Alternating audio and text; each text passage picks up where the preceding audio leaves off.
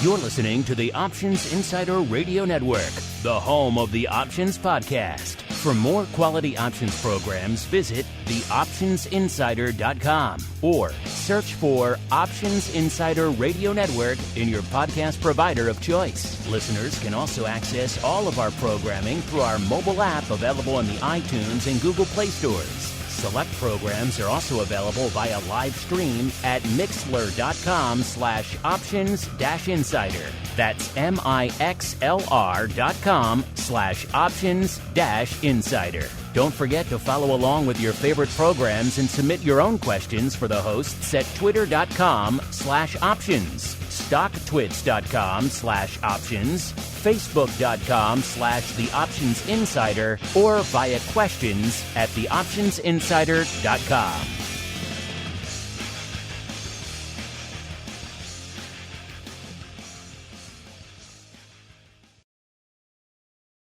Welcome to the Options Playbook, the program where we break down cutting-edge option strategies and explain how you can incorporate them into your own portfolio. Whether you're looking to grow your capital with some offensive maneuvers or protect your investments with defensive plays, you can find them all in the Options Playbook. The Options Playbook is brought to you by Ally Invest. Anything mentioned today is for educational purposes and is not a recommendation or advice. Options involve risk. Please refer to ally.com/invest/disclosures to review additional risks involved with trading options. Securities offered through Ally Invest Securities LLC, member FINRA and SIPC.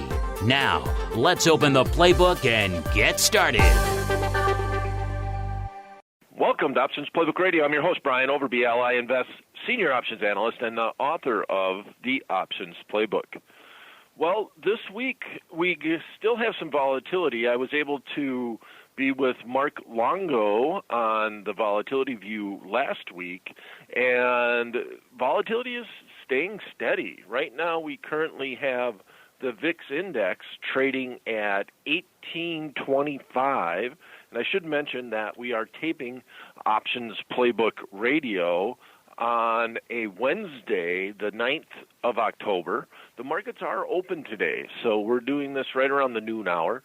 And the VIX index, even with the markets up about 1%, the S&P and the Dow at this point in time, we're seeing the VIX staying steady between the 18 and 20 range. And so just volatility overall is fairly high, and it's staying there. It's the drop-off between the expiration months is flat. There's really not a lot of volatility between the option contracts and the actual VIX future.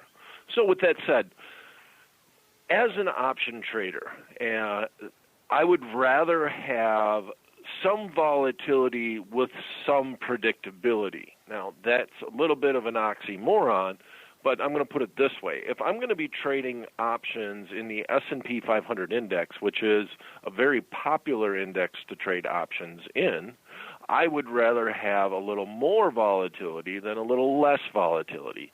It just makes your ability to do some option trades, it opens up the gamut of trades that are available because you have more premium in the option contracts because of the implied volatility. It's that simple. So in the SPX, kind of looking at doing a butterfly, and the SPX has so many different expirations, but butterflies become cheaper when implied volatility goes higher.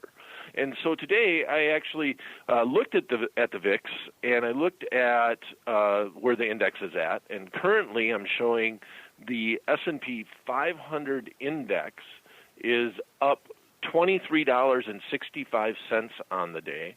It's trading at 2,916.71. And I'm getting a more recent quote on the VIX. The VIX right now is at 18.96, down $1.32. And I even went so far as to look at, well, we have an expiration today in the SPX option contracts. There is an October 9th expiration. And the reason why they have this Wednesday expiration is actually because of the VIX option contracts. The VIX option contracts expire on a Wednesday, so they actually have the S&P 500 index. They have an expiration also on a Wednesday, and that's because the VIX contracts actually are created because of the implied volatility in the S&P 500 option contracts. With all that being said, it just makes it interesting to have so many options in the S&P 500 index as far as expirations are concerned. So here's what we're going to do. I looked at the October 9th expiration, and I'm looking at the at-the-money call option right now, and I'm seeing that that is actually trading at a 20% implied volatility. It's actually a little bit higher than even what the 30-day VIX is at. So very short term, but we still got some volatility. So that means butterflies are going to be fairly cheap today in this expiration. And lo and behold, I went and looked at a butterfly and went 10 points wide with the SPX at 29.16, rounding off here. The most at-the-money butterfly that I could do in the calls is the 29.15 strike. That would be our middle strike in the butterfly. We're going to go 10 points wide. And if we look at buying the 29.05 call with the October 9th expiration, selling 2 of the 29.15 calls with the same expiration, and then buying our wing, buying the 29.25 call, that entire trade is done for $2.65. Now, with less than a day remaining on a 10-point wide butterfly, that's fairly inexpensive relative to if the VIX was trading at a 12% implied volatility or 11%. I wouldn't even consider a trade like this. And this is one of the things in the options playbook that we talk about, in that we're not looking at the options playbook and all the strategies and saying, oh, gee, I really like this underlying or that underlying. We're just looking at pricing in option contracts and using that to try to figure out, well, when might this trade work? And so a one-day butterfly it's not going to work in underlyings like Walmart that just doesn't have the volatility, or just blah stocks, May stocks that just don't really do anything. You need a fairly expensive stock to get some premium in it, and the fact that volatilities are just staying steady, even in the very, very, very short term. We got a half a day for this butterfly to live. That's when it's an interesting time to do this. Normally, I would not want to do a half a day butterfly in the S&P 500 index. All right, so right now it's around noon. It's October 9th, and our paper trade for this week is going to be a 10-point wide butterfly in the S&P 500 index. We're doing it because the VIX is currently trading at around 19%, and the actual implied volatility on the at-the-money strike that we're going to be selling in the SPX is trading at 20.5% implied volatility.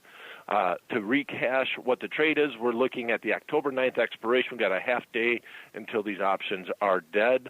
We're looking at buying the 29.05 calls, selling 2 of the 29.15 calls, buying 1 of the 29.25 calls. The midpoint right now is at $2.65. I would definitely want to work that trade. The SPX one-day option contracts usually have pretty decent volume in them and also halfway decent open interest. I would try to stay right within that level. But just to let you know, it is a fairly wide bid-ask spread in this butterfly, and that the bid right now is trading at $1.30 and the ask is trading at $4. I would never pay anywhere close to $4 for this trade. Looking at like $2.70, maybe giving up a nickel, and I would expect to get filled somewhere in that range, but it's never a guarantee. Now, if we do this trade, let's talk a little bit about the dynamics of it. The $2.65, if we were to fill at that price, would be the maximum risk. So for every 1 by 2 by 1 butterfly, we'd be paying $265 plus commissions. And commissions this week across all brokerage firms, including our own, have dropped precipitously. But with that being said, you still have to pay commissions, and you got to figure that in. So $265 plus commission is our maximum risk.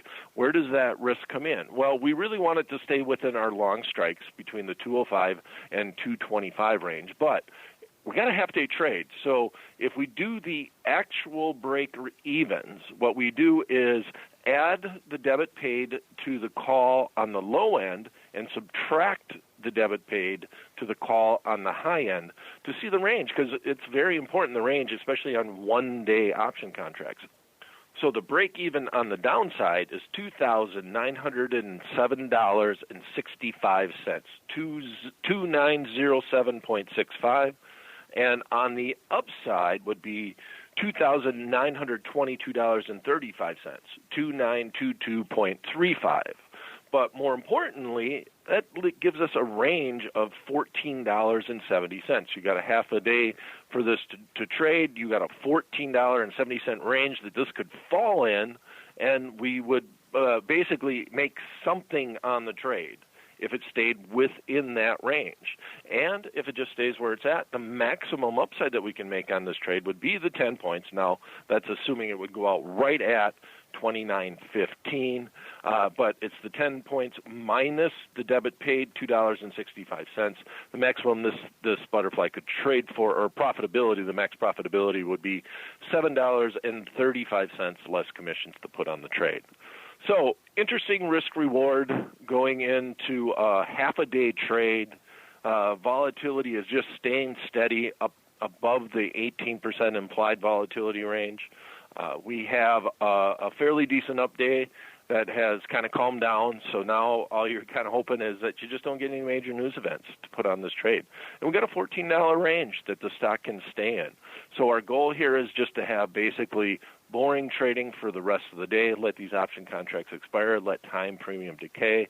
And the biggest thing about time premium and implied volatility is that they can't beat expiration. When expiration comes, time premium has to go away, and also the implied volatility has to go away. So looking at the 29.15 call, which is $1.70 in the money, that call option that we're selling is trading for around $7 at the midpoint. So think about that. We have a half a day for that to trade. This basically has, I'm going to round off about, let me see where we're at, about $5 worth of time premium in it, and that time premium has to be gone by 4 o'clock Eastern time today. So that's why this trade is interesting. Overall, it's a great paper trade to watch. Now, if you're listening to Options Playbook Radio, you're probably listening after the trade has expired. It'd probably be fairly easy to see what has happened. In the SPX, all you got to do is look at what the closing price was. And another, I guess one last tidbit before I sign off here, is these are cash-settled options. So one of the great things about index options, is specifically the S&P 500 index, is that they are cash settled. You don't have to worry about exercise and assignment, because all that happens is cash gets transferred from the buyer of the option contract and the seller of the option contract based off of where the options are relative, the strike prices are relative to the actual index value. So it's a very straightforward process at the expiration of index options. That's it for this episode of Options Playbook Radio. If you have a topic you'd like to discuss on the show or a question you'd like us to answer on the program, you can send them directly to me at theoptionsguy@invest.ally.com. Thanks for listening. We'll be back at the same time, same place next week. Until then, may all the options you bought finish in the money and all the ones you sold finish out. The Options Playbook is brought to you by Ally Invest. Anything mentioned today is for educational purposes and is not a recommendation or advice. Options involve risk. Please refer to ally.com/invest/disclosures to review additional risks involved with trading options. Securities offered through Ally Invest Securities, LLC, member FINRA and SIPC. You're listening to the Options Insider Radio Network, the home of the Options Podcast. For more quality options programs, visit theoptionsinsider.com or search for Options Insider Radio Network in your podcast provider of choice. Listeners can also access all of our programming through our mobile app available in the iTunes and Google Play stores. Select programs are also available via live stream at mixlr.com/options-insider. That's mixlr.com/options-insider. Don't forget to follow along with your favorite programs and submit your own questions for the hosts at twitter.com/options, stocktwits.com/options, facebook.com/theoptionsinsider, or via questions at theoptionsinsider.com.